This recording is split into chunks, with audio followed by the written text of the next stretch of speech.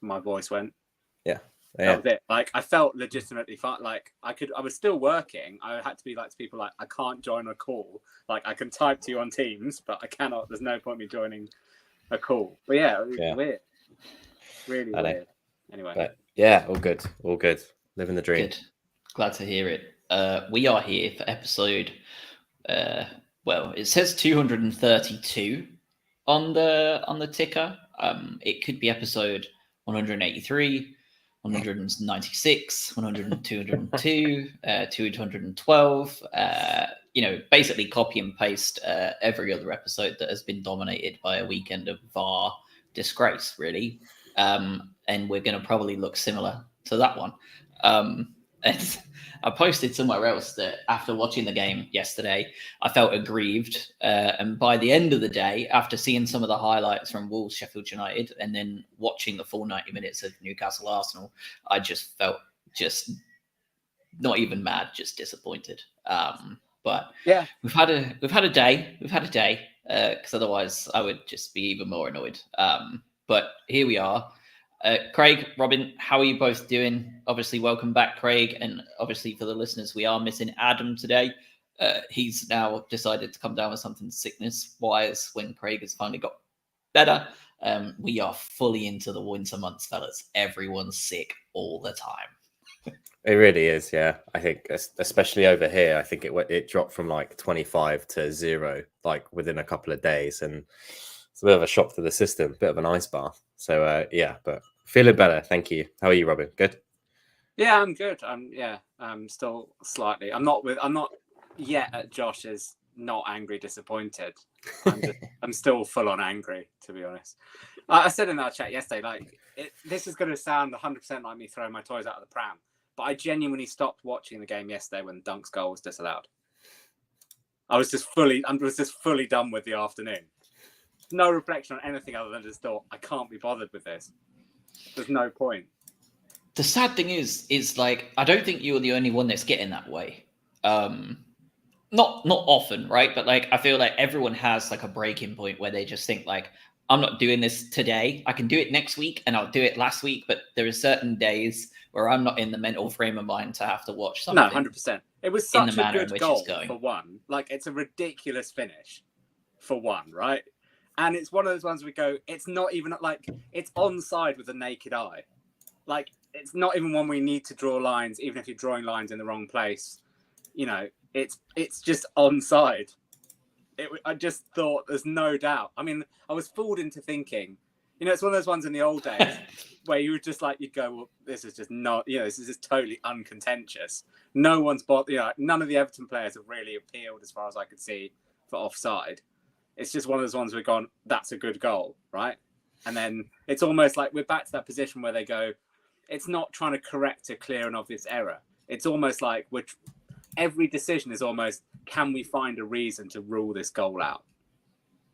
That's what it feels like.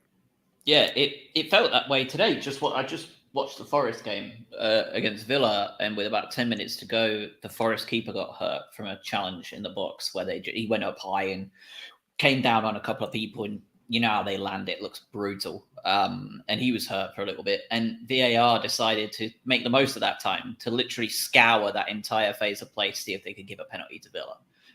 There was no contentious fouls, no nothing.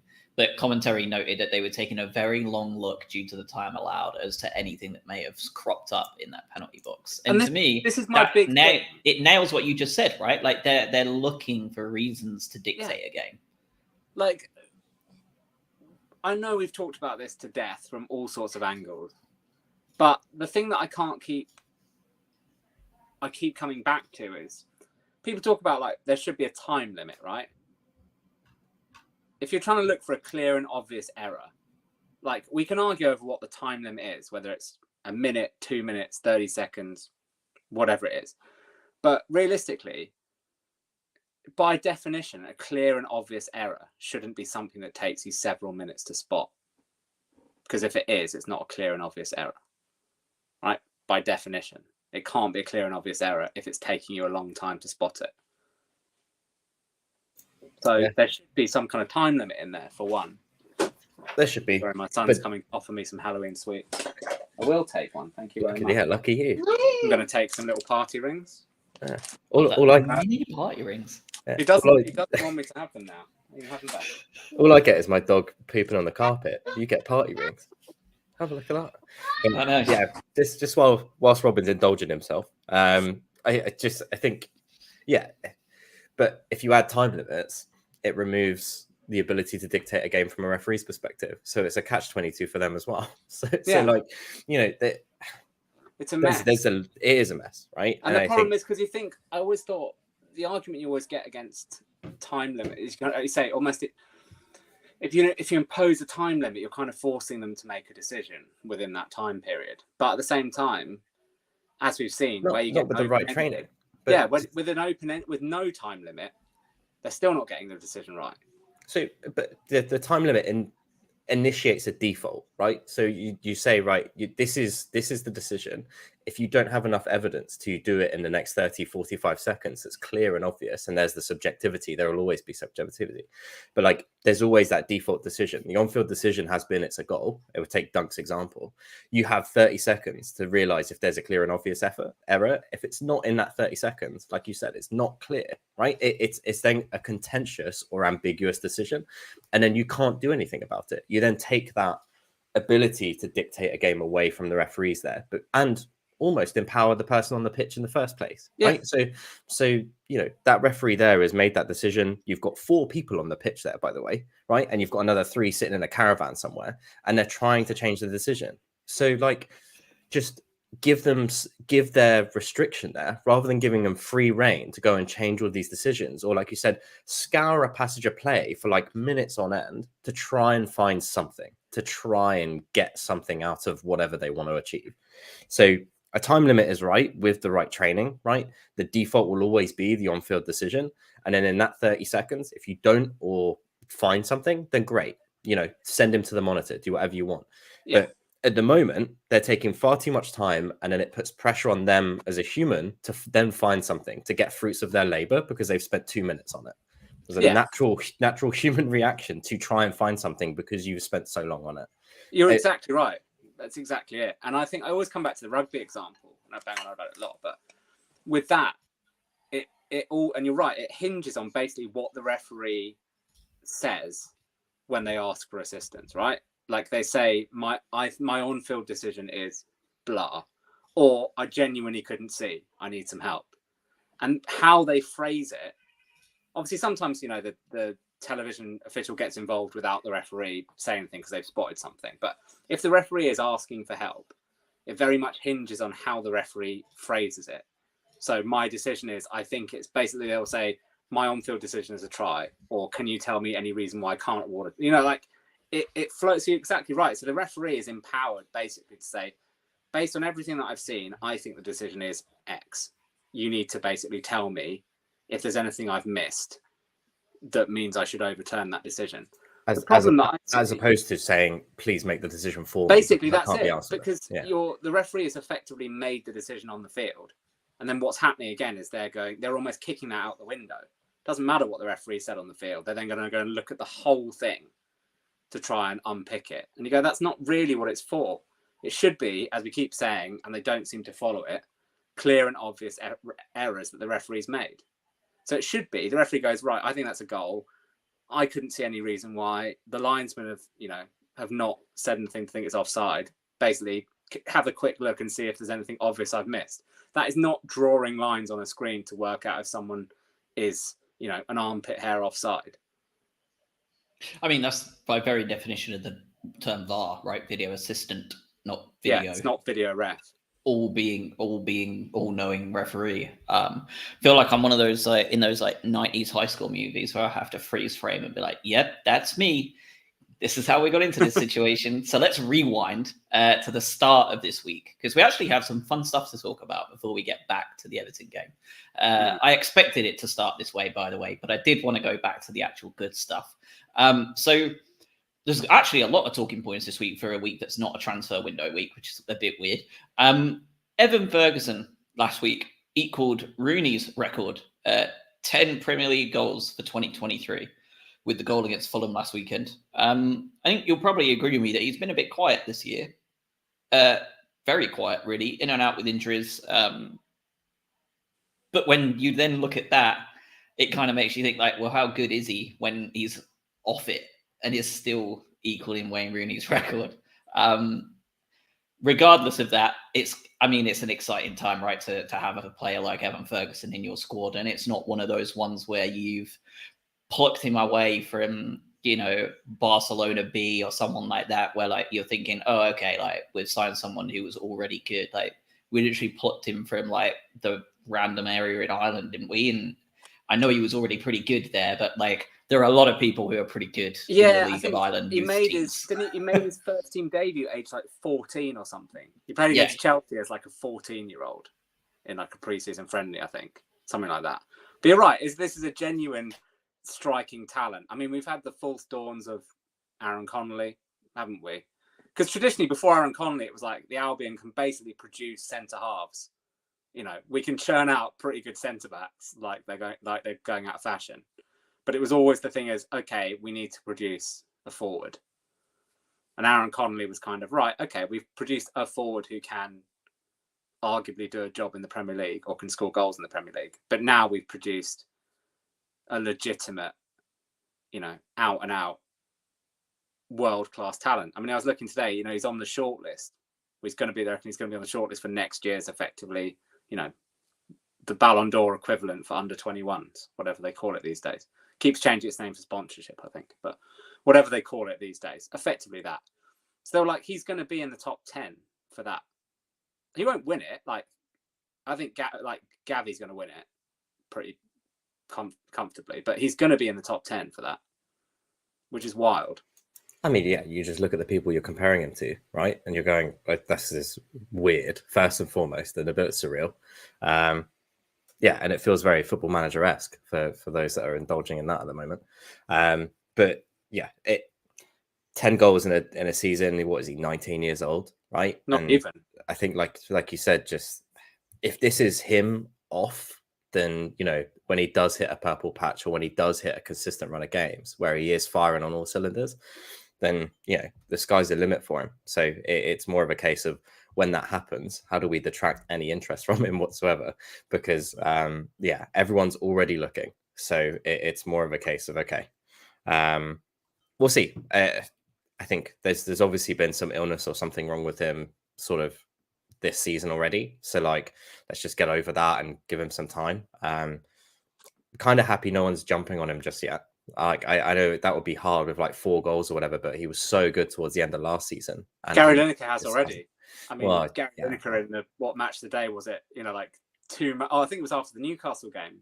He scored a hat trick, didn't he? Basically, just at the time that Harry Kane left. Yeah. And Gary Lineker was like, "Yeah, Spurs should be signing this guy." And you're like, "Jesus, Gary! Like, give us a year." Yeah.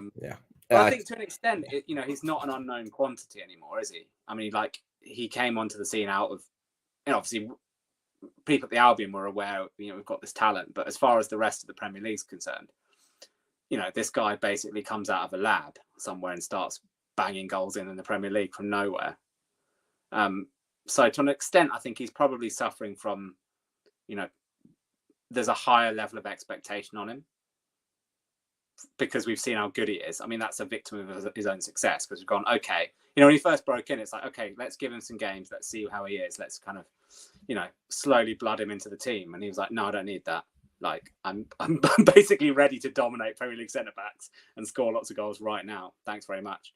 So we've gone, okay, fine. So we're probably expecting more from him than you would the average 18-year-old. So I think there's probably a bit of that in there. He's obviously had a couple of injuries. He's now obviously, he's not getting breaks when the international window comes up because he's now like Ireland's main, he's kind of steps into that Robbie Keane mold of basically like he needs to score all of Ireland's goals if they're going to do anything. So I think it's probably a combination of like, he's not a kind of unknown quantity. He's now, a fully fledged Premier League player that we expect goals from.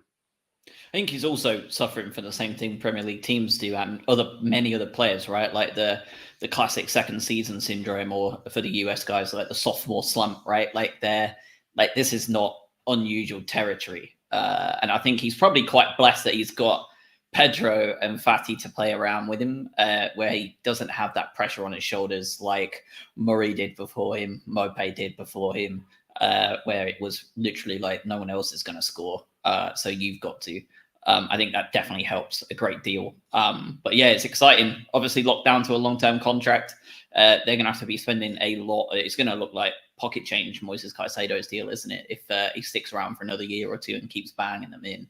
I think it's going to be selling him at it's hitting the same thing as Caicedo, which is working out what's the top of his value curve. Well, I mean, that's the thing, right? That's the scary thing, right?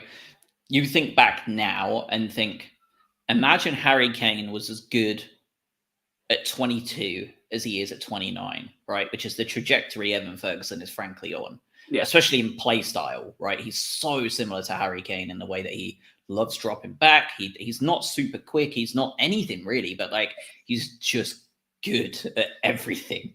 How much 10 years ago would a 22-year-old Harry Kane have gone for with the talent of 29-year-old Harry Kane, right? It's like, I mean, he was unsellable, right? He just frankly was unsellable. And Lewandowski the same, right? They're all that similar build. The finishing ability is there. Obviously, in our wildest dreams, we will end up seeing him look that good by the time he's 21, 22, right? He has just turned 19 in October. So we have 2 more years of him under De Zerbi, hopefully. Like, he could easily get there, right? If he could make Caputo a solid striker, right? Evan Ferguson's going to be licking his chops. Like, I'm not sure there's a monetary sum on the planet that in 2 years' time matches what Evan Ferguson is worth / what any team is willing or capable of paying outside of whoever at that point is owned by nation states, because I'm sure there'll be more by then, right? Like, I was going to say that's it. I was going to flip the question around and go, but let's say you take Newcastle, right, as that classic example, based, in theory, a bottomless pit of money. If Newcastle rock up to Tony Bloom in January, this is purely hypothetical, right? Newcastle rock up to Tony Bloom, let's not say January because everyone hates January, next summer, right? And they basically present a blank check and go, right, Tony, you just need to fill in the numbers here on what you're happy with, what you're going to accept, right? What's that number at 19 years old? Because I'll be honest, for me, like if someone this is going to sound funny, like if someone rocked up with 200 million quid, I'm saying no. I think I'd take 250 million. Like, yeah, that's nice of you. For £250 million for a guy that could do his ACL the next year. Like, I mean, but in 2 years' time, if he continues to fit his potential with the way the money is going, with the amount of money spent, like £250 million may sound like a pretty good deal in 2026. And that in and of itself is a scary indictment of the world around us and the rampant late stage capitalism and all the bullshit we could go into on a very different type of podcast, right? But like, it is true that like we could be looking at that shit in 2 years' time, 3 years' time, where 250 million quid is just like, oh, it's a good deal. And they signed into a 12-year contract. It's mad, isn't it? But elsewhere, he'll come good. He'll come back. Elsewhere, though, we have got some more good news for the album. We've got a lot of good news for the album, really, barring VAR this weekend. Jason Steele penned a new 2-year deal with the club. I mean, it's whether you want Bart in goal as your number one or whether you want Jason in goal as your number one. I've been very clear over the last couple of episodes. I would like to see Verbruggen step in and take that role. But you can't not love Jason Steele. Like, what? Correct. A consummate professional from start to finish. And just because I would prefer to have Verbruggen in goal, I never really worry about having Steele in goal when he is there. It's just, I'm quite happy to accept the future is now with Bart because I really rate him. But he just deserves the world. Like, he's the nicest guy. Like, all the way, I mean, that Sunderland Till I Die stuff, like, he's never watched it. And he said he probably never will. And frankly, when you're in that mind space and put in front of TV cameras for however long it was, frankly, who can blame him? He doesn't. I mean, he didn't need to, because the amount of stick he got in person up here in the Northeast, he didn't need to watch a documentary. Like he said, no, exactly. Like he couldn't take his kids to school. He didn't feel like he could take his kids to school because he was going to get that much grief. And you know, I mean, you watched that Beckham documentary. I don't know if you have, but like that was the first time he was watching a lot of that Argentina stuff, and he'd never watched it before. We're going way off piece, but like wrestling wise, because Stephen just mentioned wrestling in the chat. Like The Miz had his biggest ever moment at WrestleMania, got concussed right in the middle of that match, and he's never watched it ever. He main evented the biggest event, like the Super Bowl of wrestling, the FA Champions League final of wrestling, with John Cena and The Rock. Everyone knows those names, whether you've watched wrestling or not. He main evented it, got concussed halfway through, and it was so awful for him. He doesn't remember anything of it and refuses to ever watch it because it's done him that bad. So like, then imagine you can't even take your kids to school. Like it's awful. It's and like on a human, you're right, on a human level, like no one deserves that just for turning up. Like, let's be honest, he was like, it's not like he was an outlier in that Sunderland team. Like that team and that club at that point, disaster. Like, don't at me, Sunderland fans. Like that club at that point was rotten from top to bottom, right? Back-to-back relegations kind of bear that out pretty well. But like you had famously Jack Rodwell sitting there on, 70, 80 grand a week in the Championship and refusing to leave. Like Jason Steele became the fall guy for a club that was just on fire, basically. And it's even more unfair because he's a local bloke as well to the area. It seems doubly unfair to pin it on someone who probably cared more than a lot of the other people there because he knew the region.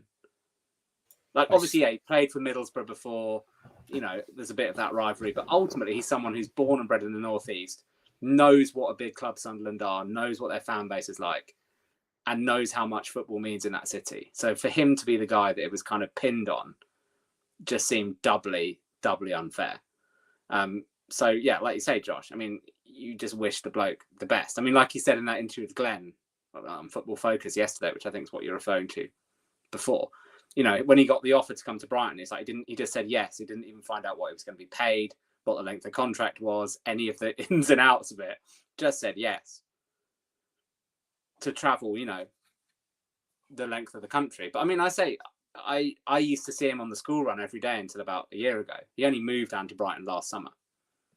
I don't know what days he used to do, how often he used to be down there, but I used to see him quite a lot. And you could tell even on the school run, like, you'd have a chat with him, etc. But you could tell he was kind of a little bit, even then, like, not necessarily wanting to kind of interact with everyone because you might get the one guy who brings up, some irrelevant information from like 5 years ago. But yeah, it's great news. And he's obviously, he's obviously great around the club. One of the senior professionals, De Zerbi, as with lots of them, talks how great he is in the changing room. And, we've talked about what a contrast to Rob Sanchez, which is, Steele comes in, he's number 2 to Matt Ryan when he comes in, goes about his business, trains as hard as possible, supports Matt Ryan. Matt Ryan then leaves. Sanchez then gets bumped up above Steele to be number 1. Steele cracks on, keeps doing what he's doing, and finally gets a shot to be number 1. So it's like, you couldn't ask any more. Like, from a professional point of view as a footballer, I don't think you could ask for any more in terms of attitude. Certainly from, we don't see everything that goes on.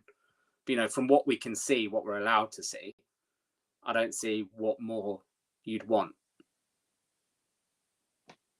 It's the perfect backup, right? And I mean that in the nicest way possible, right? And I'll preface that and say, I don't care if Verbruggen or Steele is in goal. I think he's a terrific goalkeeper. But I think, to Josh's point, over the next few years, Verbruggen sort of turns into that natural number 1, and Jason Steele is almost like that perfect foil for him in just pushing someone to their limits and being able to move that person forward. So if you're going to learn from anyone, learn from someone that's been at that absolute rock bottom and worked their way back up, right? There's no better person. So I'm sure as a professional and as a person, I'm sure he's one of the nicest guys ever. So, you have him in that locker room, the same that you do with those veterans and what you do with Milner, Lallana, Welbeck, those sort of guys. Like, it's in that fold. He's a very good goalkeeper, and I don't mind seeing him goal, Europe, Premier League, otherwise. But as he gets to 32, 33, and he's signed that deal to 2026, he shouldn't be expecting to be the number one goalkeeper in the next few years. And I'm sure he's perfectly fine with that, right? So just a great guy to have in the locker room as well. And everything's dandy. So it's always great news. And having him around for 3-4 more years is great. It's a proper safe pair of hands, isn't it? Like you say, like you could get to the point where, you know, Bart is the kind of, you know, the designated number one. But you know that if he's struggling or he needs to be taken out of the firing line for a game here and there, you know that Jason Steele can be rolled back in for a couple of games. Yeah, and a capable number two is more valuable than you think, for sure. And I think that's what De Zerbi's obviously, you know, we've had a bit of, you know, lots of people talking about this rotation and, you know, is it the right thing? Is it the wrong thing, etc. But what it is building is this ability for, you know, it's not like you get a number two goalkeeper that hasn't played for a year and suddenly they have to come in a big game. Like you're getting to this point where even if De Zerbi starts to dial down the rotation a little bit, where he goes, okay, I'm fine, you know, Bart's going to play 8 games out of 10 or whatever it might be. The fact that you keep Steele playing, you know, semi-regularly means you're not going to be in this game where suddenly, you know, you're in an FA Cup quarter-final or whatever and, you know, Verbruggen gets sent off and suddenly you're like, oh, who are we going to bring on who hasn't played for ages? So I think it's very clever from that perspective that you keep him there. But I mean, it's weird. I mean, it's the last thing I'll say on this, but it was odd. It's like you take the Marseille game, right? The Marseille away game.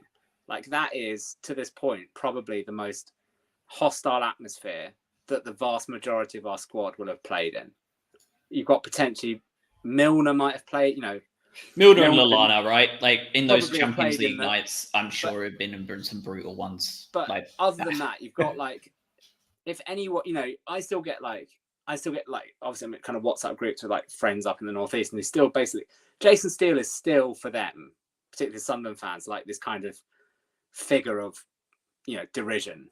Like they cannot get their head around that they're like, basically, you know, like how rubbish must you be that Jason Steele's in goal? You know, it's the kind of thing. You're like, well, you know, how many goalkeepers can go and play Marseille away in that atmosphere, first ever European game? Obviously, yeah, conceded 2 goals, but he wasn't particularly at fault for either of them. But he never looked overawed, particularly in an atmosphere like that. So to be honest, if you can come through that looking pretty unflappable, then, you know, tells you a lot about his character, I think. I mean, I suppose it's nothing, is it, when you can't even go to school without being abused? To just stand in the velodrome knowing you're safe as houses is probably a bit nicer, honestly. It's small fry. Elsewhere, again, more good news. The return of our Polish friend Jakub Moder to the under-21s, and not just for a quick cameo. He seems to be making genuine progress to becoming an Albion player real again. Craig, we saw a lot of really promising stuff from Jakub Moder under Graham Potter. Frankly, not to slag off Potter too hard, but the majority of it for the Polish national team. He looked unbelievably exciting when played in a more free-flowing attacking offense, so to speak. What are you wanting to see out of Jakub Moder? If, say, he gets back to best, right? Because he's only so young and like things can repair so easily at that age compared to if he was 29, totally different story, right? I'm just looking at Solly March, but Jakub Moder, so young, he's coming into this side that are flying high, really, but are desperately in need of depth. What are you excited to see? What are your thoughts on the return of Jakub Moder in general, really? Good. I think when he got injured, I thought he was playing really well, and I thought it's a good like box-to-box midfielder, or even in that sort of center attacking mold, right? You'd say he's quite tall as well and quite gangly in that way.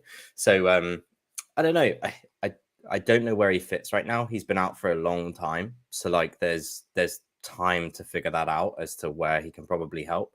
You would see him in the center of the park, most probably. I can't see him anywhere else. So it's sort of, how does he fit in there, and what does he bring in this De Zerbi style? Because we haven't seen anything. So we know he's comfortable on the ball. We know he can finish. That's from the Polish expert, like from the Polish side of things, because he didn't do it for us. But there's obviously potential there, and we saw it before he unfortunately got injured for a very long time. So we'll see that box to box, I hope, and being able to just push himself about a little bit and just be energetic. Him and Baleba and Dahoud and Gross, all of those guys, you know, an extra option in midfield is always going to help, because we'll get on to it later, but all of these games consecutively are absolutely killing us. So having one extra midfielder will definitely help us. But excited. Like you said, he's doing 30, 40 minutes for the under 21s at the moment. There's a very small rumor that he might be part of next week, but, you know, I don't expect to see him any more than sort of 15, 20 minutes at a time, maybe until the new year. I really don't think that's a suitable choice. So, but exciting, and an additional option for us to use, which is great. I hope he knows the theory of the centre midfield position, because De Zerbi says that's the hardest position to learn under De Zerbi. I hope he knows the theory like down to a T, right? Like he's had all this time injured.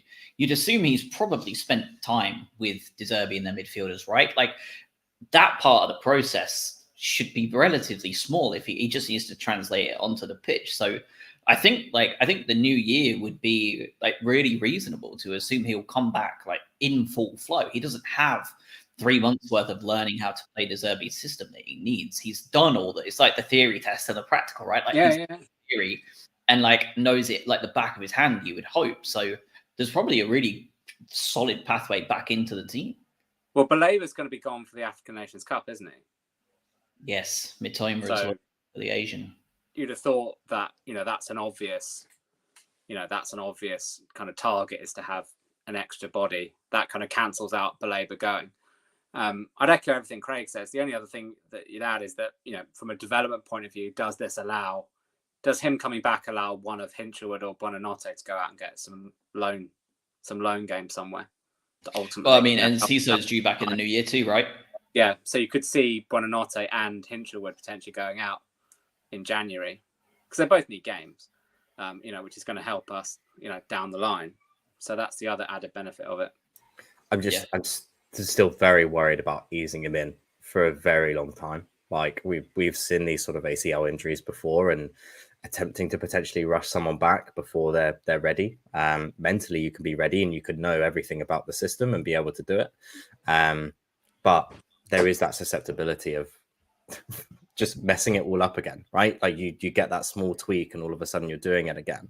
You know, we've been burnt by the Izquierdo stuff before. I'm not saying it's like for like, but it's similar in the type of injury and maybe the timeframes in coming back. So I have no doubt that he's an incredibly smart footballer. I know he is, right? I think everyone does, but being able to do that, you know, and run 10 kilometers a game and be able to put it into practice and expect a full flowing person by January. I don't know if you can probably do that. I'd rather be half empty on that and maybe just plan. So I wouldn't be averse to one of those going out on loan, but I can't see Moda taking someone's place 100% until sort of after January. I feel we have to be conservative in that. That's entirely fair as well. I think the meniscus for Izquierdo is always a sad one, thinking of what he could have been. Yeah. So yeah, that's entirely fair. Final piece of news before we get to the Everton stuff again is good and bad news. Tariq Lamptey giveth, Tariq Lamptey taketh away. We're yet to hear how bad the injury was, but he came back, got in the squad, and promptly got himself hurt in the warm-ups. We are the most cursed team at fullback ever, aren't we? Like, what is going on here? That's a Lamptey thing, right? Like, I love the guy to pieces. I think he's one of the most exciting players that we have, but his injury record at the age of 22 is not ideal. And let's just hope it's not too bad. I mean, obviously we like to see him on the pitch. We want to see him do what he's capable of doing. But if he can only do it 10 games a season, you need to start reevaluating. And we've talked about the fullback position half to death, so I won't do it again. But your backup cannot be available for 10 games a year or 15 or 20 games a year. You need a reliable fullback option. And as exciting as he is, you do need to take that reliability into account. So let's hope it's not too bad. Let's hope it was just a tweak, and let's not put this at risk and just say, right, okay, he'll be ready for next week. We don't know, so we're just speculating here. But yeah, injury record dictates that I hope he's ready soon, but my glass is slightly less empty. I think that's entirely fair. History, given the history of Tariq Lamptey, I think that's entirely fair. It's such a shame, like, because he's one of the most exciting players we have. Just a shame that injuries is halting his progress. Agreed. All right, on to Everton. Adingra, Ferguson, Bitoma, Lallana, Gilmore, Milner, Veltman, Van Hecke, Dunk, Gross, and Verbruggen as your starting 11. Igor, Fati, Dahoud, Pedro, Bonanotte, Baleba, Webster, Steele, and Hinchelwood on the bench. We all know what Sean Dyche is capable of. He committed football terrorism of the highest order yesterday. A 1-1 draw, both teams under 1 XG, 0.7 and 0.5. Hardly the most endearing of statistics for a football game. What were your thoughts on the 11 yesterday, especially with the Ajax game coming up midweek and the trouble that Pedro and Fati gave Ajax? It feels like they're intentionally rested, right, to do that all 100%. Over again. Yeah, 100%. I think, like you said, having Ferguson up there, you need a bit more physicality. I didn't see anything wrong with the team. I mean, Milner, he's played in those kind of big games before. It's a necessity because you go, who else is going to play left back? Potentially Igor. So that's the only one that we talked about potentially. But it's a good team. I mean, I've got no real issues with any of it. No, until I saw James Milner at left wing, then that's when I had an issue with it. But I think you have a lot of games coming up, and I think you're talking a Thursday, Sunday every week at this point, and you're going, right, okay, cool. International break, oh, fantastic. Actually, half of the team are out playing international football too, so that's great. You have to rest people, right? And if we start Ajax with Baleba, Fati, Pedro, Igor, like it's all worth it, right? I think, we have 6 games to go through the group stage of Europe. There's 38 games in the season. You're away to Everton. You can say it quietly, but terrorism aside, they're actually not doing too bad this season. So it's as good a team as you could possibly have. I especially like Lallana being in there as well. I think this season he's actually been good. So yeah, I had no qualms until I saw them actually line up, and I saw that there was no actual left back at all. It was just Matoma and James Milner tend to swapping, and Gross coming in there every now and then. It seemed we have 3 left backs at one time.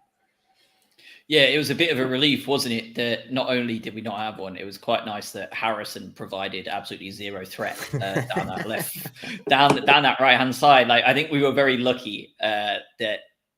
I mean, I don't know. Maybe that was the deserving masterclass, right? And he knew that their right hand side was an absolute joke and treated it as such because they presented nothing all the way through their right hand side all day.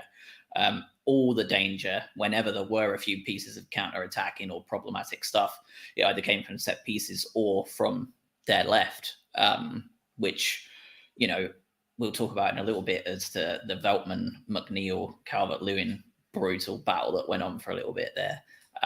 But yeah, I think this is one of those things. But I want to bring a little bit of a conversation towards the tactics that we have and something that Toby is talking about in the chat. The lack of crosses going in. Toby loves Adingra, but would love to see him play the ball in more. And especially when we have Ferguson in there, Ferguson feels a little bit starved at times. I mean, he's not wrong, is he? Evan Ferguson played 66 minutes of football yesterday, and he had 16 touches of the ball. That's pure potable striker stuff. That is. It's not wrong, but I mean, Everton away is probably one of the least attractive games for us in terms of putting loads of crosses in. I mean, that's also true. That comes back to, it basically comes back to what West Ham used to do against us in the first Premier League season, where basically we had, they basically crossed about 100 times a game, and Shane Duffy would just head them away all day. So I'm in general, I'm on board with more crosses, but yesterday is probably the game where if you have basically just Ferguson up against their centre-back pair, I don't necessarily see him getting much change out of it. No.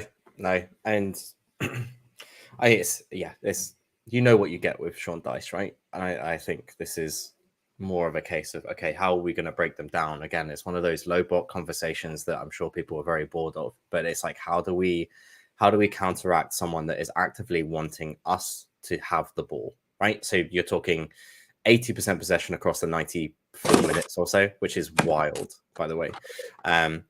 900 touches, all of these like lovely stats that we can roll off, but 0.5 xg. So it's that thing of, we can have the ball, but we're not really doing a lot with it. But Everton are okay with that, right? And they were perfectly fine with that, and especially after a fortuitous goal, I'm going to call it, for Everton as well, right? It just set the tone for the entire 90 minutes. Was, okay, you can have it because you're not going to do anything with it, and we're just going to put 11 men here, and you're not going to be able to break us down. Something that we've spoken about before, something that we're cautious of, something that we would like to see slightly better or changed, but it's Everton away, right? So huffed and puffed, loads of touches, loads of possession, but no end result. And I think, yeah, Ferguson really struggled. Not a lot of crosses going in because you're not going to get a lot of fruits of their labour from that. So what do? You try and go through the middle, and it was just really tough. You're right. I mean, it is, the only positive I take from it is, we've talked so often about these teams are absolute kryptonite, right? West Ham this year, particularly Everton last year. You know, basically teams that defend with a low block. Athens this year. The positive is we didn't lose. Like, we are making progress in terms of, we did wriggle our way out of it. Obviously, it was a bit of a fortuitous own goal, but, you know, we had a perfectly good one chalked off.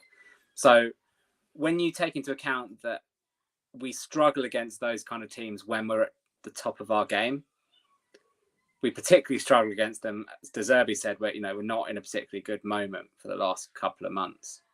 So the fact that we're not top of our game, we're going away from home to a team, you know, I think Goodison VARk, we've only won twice at Goodison VARk in 100, you know, in our existence. So, you know, we don't have a great record there. And Sean Dyche is a manager who has generally had our number wherever he's been. So when you take into account all of that, I would have taken a 1-1 draw before the game started. That's probably where I land with this. You know, you can talk about the ins and outs of it, but I'd have taken a 1-1 draw. I was dead set on getting 0. I think I told you guys that before as well. Like, there's no way that this time the same fixture last year is going to happen again, right? They were just an utter shambles. So yeah, I agree. I agree with it. And I think that they'd won 5 out of the last 7 home games or something like that. Beaten West Ham away last week, so they're in good form. But it's the VAR thing that leaves a sour taste, right? It's like, this could have been better for us, but it wasn't because of this stupid thing over here that we shouldn't be talking about. So yeah, that's, if it's 1-1, you know, 1-1 at that point after whatever it was, 15 minutes or so, wasn't it? I think something like that, 15-20 minutes. Like 1-1 at that point, you know, their game plan kind of goes out the window, because you say, Craig, their game plan would have been get an early goal and then basically, you know, essentially go, there you go, you can have the ball, see what we do with it. If we'd have cancelled that out within 10 minutes and you're back to square one again, it's an entirely different game. And then you bring on Pedro earlier. Then you start bringing these guys on at 60 minutes and implement the plan A that we typically see. So whilst it's not guaranteed, it's not like, okay, we'd have won that game with that goal allowed. It's an entirely different game. You can say that, you know, objectively, it's an entirely different game. If that goes in. I mean, absolutely. It changes the entire reflection on things, because they got more and more set, right? Like, they got more and more set into their low block and their anti-football. But I think, like, that's the thing too. Like I said it in the WhatsApp chat, that if we get dicked 5-1 again here, like Villa away-esque and like Everton at home-esque, like, we need to be raising serious questions about De Zerbi's tactical flexibility here, because, like, you shouldn't be allowing such simple tactics to dismantle you so often, right? And we saw growth, right? Like, they are getting better slowly but surely about these things. And it did take a fortunate deflection to even score the goal to put them 1-0 up. Yes, we got the fortunate deflection for the own goal to go 1-1, but as you say, it was a goal, right? So, like, Donkey should have had that one in the first place. I mean, as Toby also says in the chat, his free kick, he is getting closer and closer. I mean, how good is that? that's what we've been talking about. Like, he's good at some point. One's going to end up in the top corner. He is slowly getting closer and closer. And after his goal yesterday, I said as well, I was like, he's never letting free kicks go again. Not after the way he finished that goal. He's never letting free kicks go. He's like, never. Did you see how clean that? It's an incredible finish. Like, yeah, it really is. That's the most annoying thing about it as well. It's like it deserved a goal. That's a weak foot volley from your centre back. Yeah, he bowed it like first time. He just like it's just so unfair. Deserved the goal, and the free kick was nearly there. But like we said before, right? We're always like, please don't take them, please don't take them. Clearly, he's absolutely nailing them 9 times out of 10 in training, because otherwise he absolutely would not be on them. So yeah, we talked about this last week very briefly. On that, where it's just like the only 2 options are he's nailing them all the time in training, or he's just like, I'm the captain, I'm having it, piss off. And it's like, I don't see it as being the latter. So it's got to be the fact that he's just nailing it, when no one's watching. Yeah, absolutely. But kind of think the other point raised in the chat, which is not quite as good, was Billy Gilmore looked dreadful for the game that I saw. He didn't look great. Gave away possession a lot. It was not his best day at the office. No. And I think when I'm looking at the stats here, he was compared to your other kind of ball carriers and ball distributors. Lewis Dunk 94% pass accuracy, Van Hecken 93, Gilmore was down to 91.7, which is really not bad at all. But you come to expect a little bit more from him. And when Pascal Gross has 0.3% less with almost 40 more passes in the same role as you, it's not a good day at the office.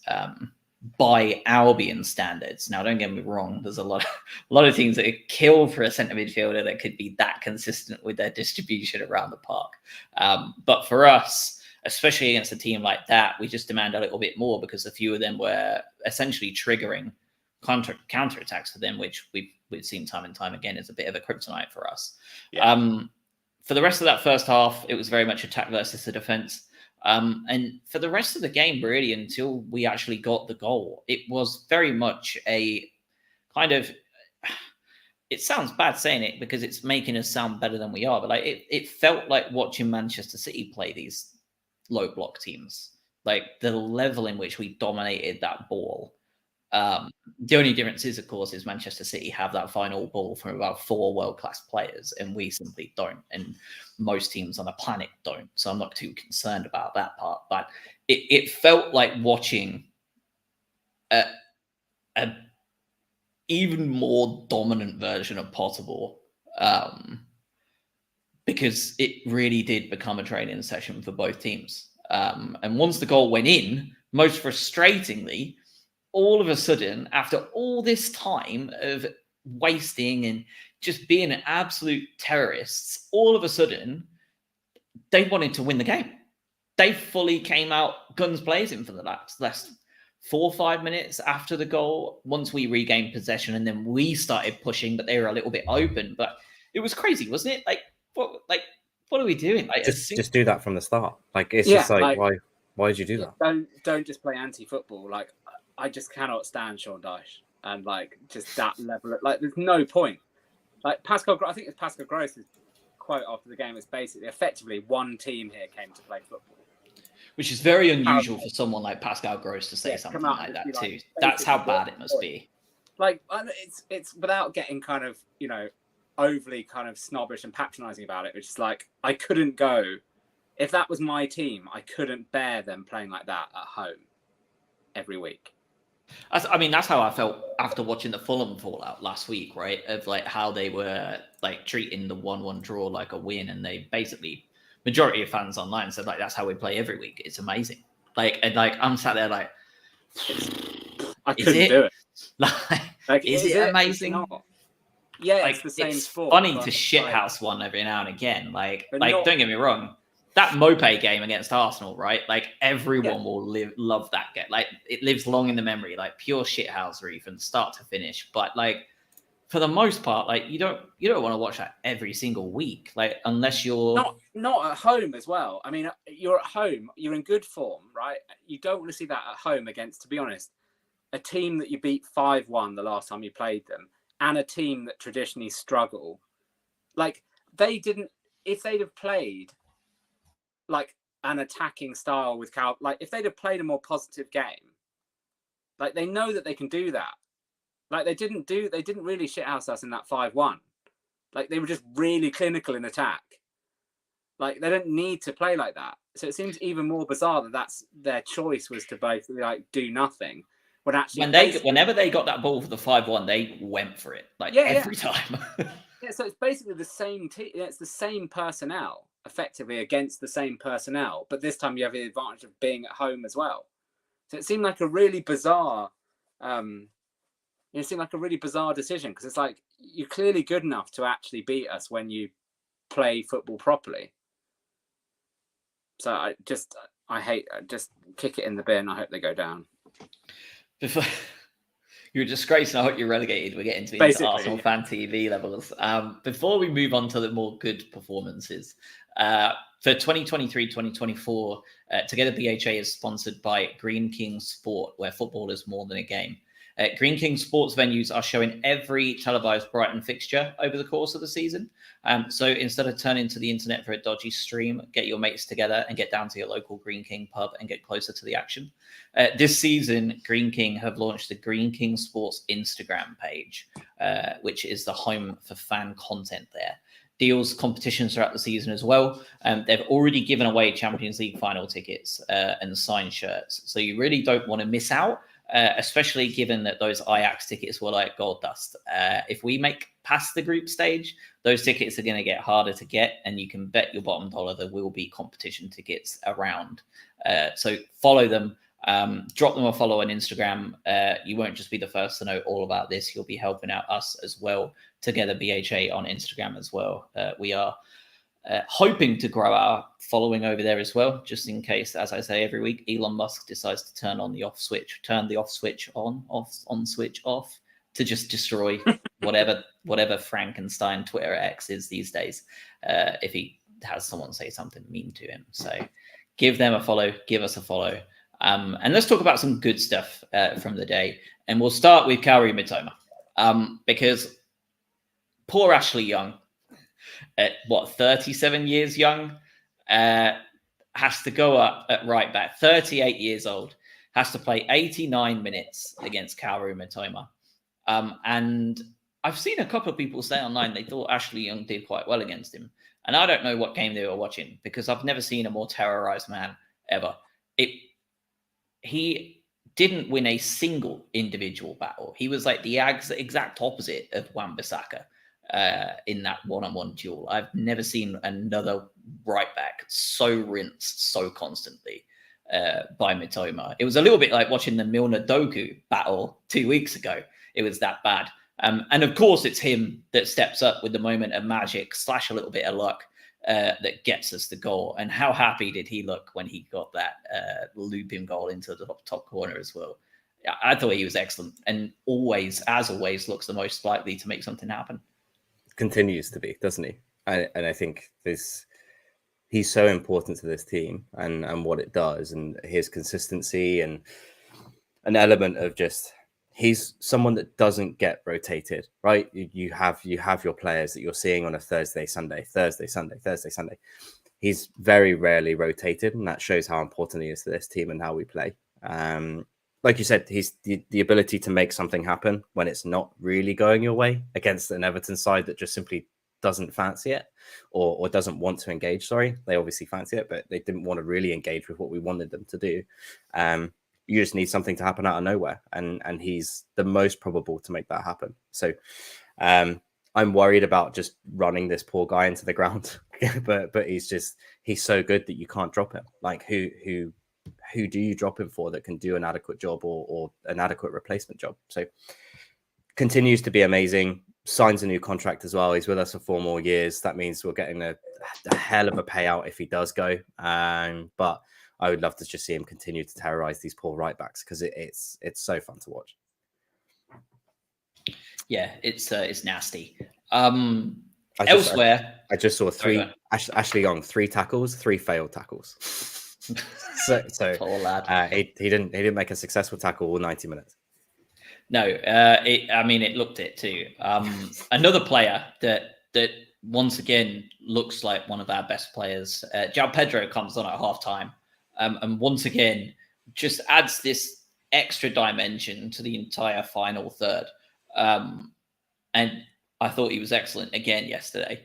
And did he create the goal or anything like that? No, but just his contribution is there. Like whenever he's on, he looks like he could make something happen compared to some of the other players, right? Like I feel like for me, I've been saying it for a while, like it feels like he's getting closer and closer to that Mitoma and Dunk level of like, we need to be playing him every game.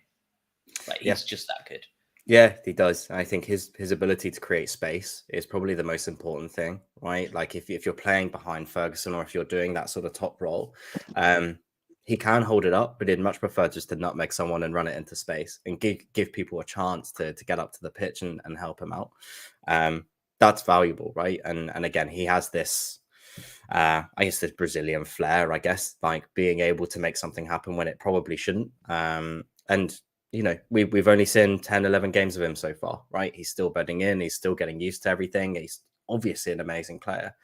But once he gets to that undroppable level, like you're saying, and becomes part of that spine, quote unquote, you're going to see more of him and he's going to score more. And to be honest, he absolutely needs to be starting on Thursday anyway. So we'll see him then. Yeah, no doubt about that. Here's another one that's a weird one to bring up, but I noticed it with Trossard a couple of years ago and I brought it up on here and it was like a weird comment at the time. I'm going to do the same thing and I actually went back and checked to make sure I'm not just making this up. Mahoud Dahoud has got in some serious shape over the last 3 months because if you go back and watch him in the preseason against Newcastle and Brentford, whoever it was, he has lost a lot of weight from then to now. I know they say centre midfield is the hardest role to learn for De Zerbi, and he talks about it a lot. But if you go back and watch some of those earlier games, he looks like he's wearing a baggier shirt, right? Because he's like a bit carrying a couple of pounds. He's not played football for like a long time. He still looked incredibly smooth on the ball, right? But he looks like he's got into like, it looks like he's actually finally becoming genuinely match fit for the first time. And I think if you go back and watch some of his time on the ball, he looks like his reaction time has gotten much better. And just everything about him seems to be pointing towards the right direction. He's one to keep an eye on, I think, over the next couple of months as we rely on more and more players. And he looks, when Trossard looked like he'd put on about 5 to 10 pounds of muscle across his torso and arms a couple of years ago, like it looks like Dahoud has dropped a bit of it in a good way. And it's hopeful to see him play so smart. He's a silky player, isn't he? And I think when we first saw, like we first realized or saw that he was signing for us, like this is a guy that's played at a very high level for a long period of his young career. So as long as he's as silky as he is and he can run a little bit more and maybe has an extra step, I still think, I put this out last week as well, I still think Dahoud and Baleba in the middle is a pairing that is exciting to me because you have that brick shit house in Baleba, but then you have this silky passing and retention guy next to him that can get up and down the pitch, and maybe that's what he's been told to do. So yeah, I do like him. I like him a lot. It's just a case of, you know, do we want to go with Baleba yet? It seems that we're still sort of holding off on that as a consistent start. But I really wouldn't mind him starting in the centre mid. Again, he's got that European experience again. I would like to see him at Ajax too. So yeah, we talk about all these injuries and all this depth and bits and pieces, but the good thing is that we actually partially had the depth to cover it, right? So you're still talking about, and you look at that bench from yesterday, right? And you said it at the top of the pod. You've got Igor, Webster, Dahoud, Pedro, Baleba, Fati. Like all of those are people that could start. realistically. So whilst you're talking your Insos, your Encisos, your Estupinians, your Lampteys, your March, your Welbecks, I know they're out, but we said across the summer that we had this level of depth now that we can potentially rotate and have the same type of quality. Unfortunately, the rotation just comes with a lack of consistency. And I think that's probably what we're struggling from.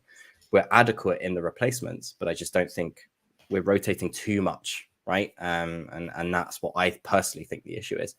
But we have the players, right? It's just when you do make 5 or 6 changes a game, you're gonna feel that. Yeah. Ajax up next then. Just looking at the last 2 results, it promises to be a slightly different game to the one at the Amex, as they look like they're about to win their 2nd game in a row. 2nd of November, they beat Volendam 2-0. And today they're currently 2-1 up against Heerenveen at home. They're playing a lot of games thick and fast, back to back here. So they're not going to be as well off as us in terms of fitness-wise, which is really weird to think, given how many games we've been playing. But this is going to be a little bit of a different Ajax to the one we saw on the 26th of October. What are we thinking here? I think Pedro and Fati up front seems to be pretty much a given at this point.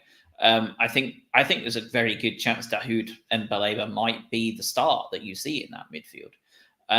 Obviously, we need to wait and see what comes back on Lamptey. If it was just very, very precautionary, we might see him start.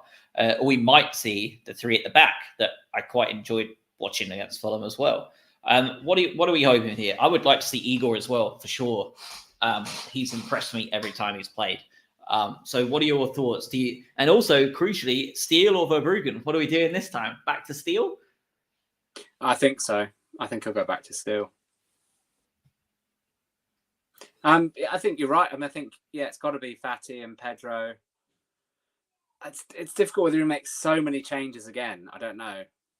You'd like to think that potentially it will be Veltman again, Dunk, Van Hecke. I'd be tempted to put Igor left back if Lamptey's not available.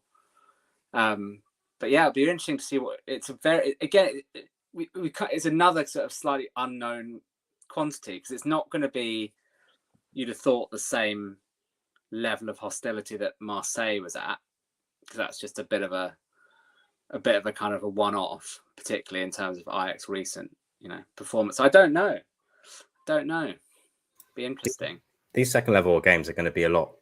I think they'll be better for us because we know what we're getting into now. Yeah. Right? You've played each of these games once, or each of these teams once, sorry. So you know what you're getting with Marseille. You know what you're getting with Ajax. You know what you're getting with Athens. So for us, I think we've already beat them. We beat them not too long ago. Let's go over there and beat them again. And that confidence should be flowing. I do think if Igor's at left back, then Gross has to play in the center. So your Baleba, Dahoud just completely goes out the window. So, your Dunk, Van Hecke, Igor left back with Veltman at right back. You're then going to go probably Gross and Dahoud in the middle. We've seen that before. Matoma Adinger is just default right now. Yeah. And then Fati and Pedro as the 2. So if that happens, fantastic. It seems quite predictable. So De Zerbi might change that up. The only thing I could probably see is Gross at left back instead of Igor. And then maybe Van Hecke drops for Igor in the centre back role. But there's tweaks there to be had. But we should be going there and looking to get 3 points. We've got 3 out of them. Let's get another 3.